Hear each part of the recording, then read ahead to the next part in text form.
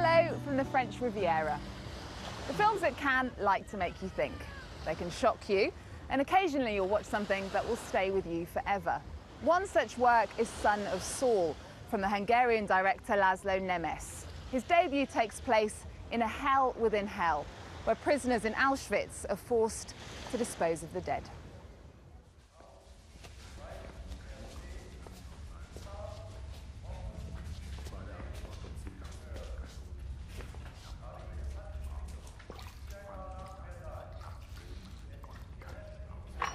Ne boncolja fel a fiút.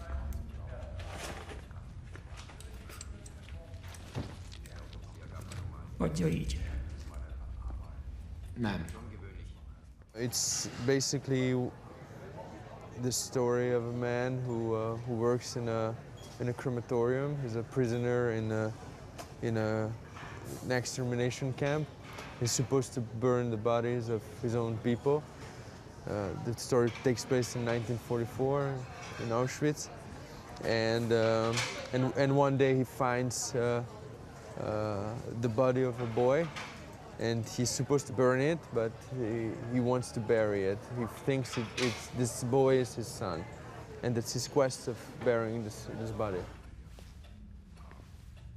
Ugyanolyan rob vagyok, mint te. Este kapsz 5 percet, hogy egyedül lehess vele.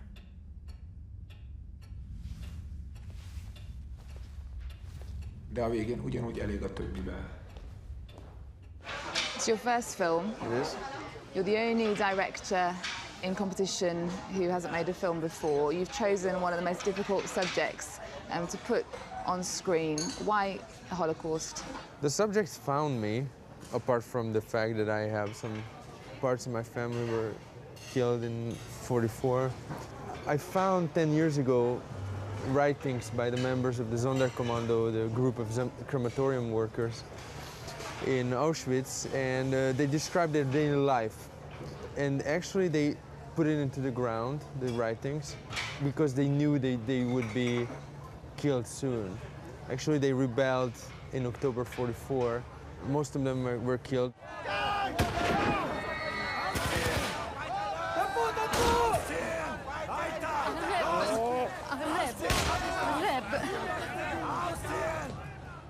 How do you feel about the way the Holocaust has been depicted in cinema up until now? Very frustrating. I think apart from documentaries, the fiction films have been telling the story of survival.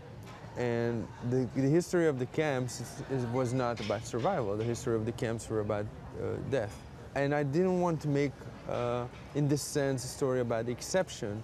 But at the same time, the story of this man is an exception, if you will, because the story is about, you know, the inner voice when there's no more hope. Since 1985 and Claude Lanzmann's film Shoah, there has been debate about how and if the Nazi death camp should be depicted on screen.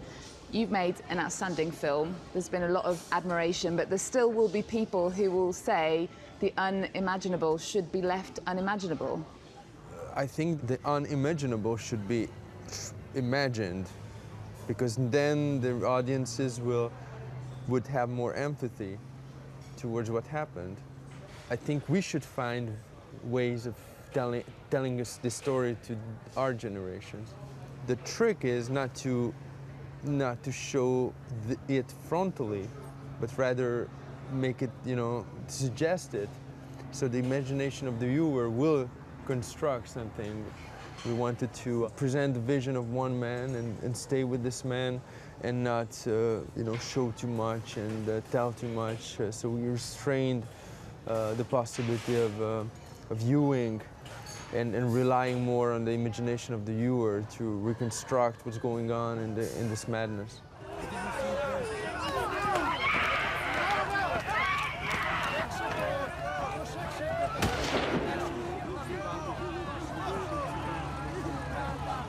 And there's unrelenting focus on Saul. Yes. His head always seems to be the center of the screen, pretty much all the way through the film. And as you said, like, the action is blurred in the background. We see violence. Yes. We see nudity, but we don't really see it. Yes. But we do hear a lot. Yes. Tell me about that choice. The sound is there to suggest that there is more. It's always a reference suggesting that you cannot encompass it entirely. Our main character doesn't pay attention to the horror as he's used to it. It's sad, but he was switched off in a way, like the Sonderkommando workers were. But what he pays attention to is his own quest. Saul has only one goal, not to escape or to survive, but to give the young boy a proper Jewish burial. But God could scarcely seem more absent from this scene. Explain his motivation. He wants to do something that doesn't make sense to anybody. But I think it does make sense to the viewer. Because it's something about inner survival, beyond hope. Mi a neved? Auslander. Saul. There's another first-time director here whose film is looking at the birth of Israel after the Holocaust. And Natalie Portman's film is called A Tale of Love and Darkness. I mean, it took her years to get funding. What was reaction like when you said you were going to make a film about the Holocaust? We had great difficulties of funding the film in Europe. Only the Hungarian Film Fund, agreed to finance it. People were scared by the subject, and they thought it would be problematic to make it because it's only the first film. You're here at the biggest film festival in the world. Everyone is praising your film. More or less. How does it feel to you to be here? What's your Cannes experience like? When we walked up the red carpet, when they presented the film, there was a sort of communion in the crew and with the actors and the viewers, and it was very touching.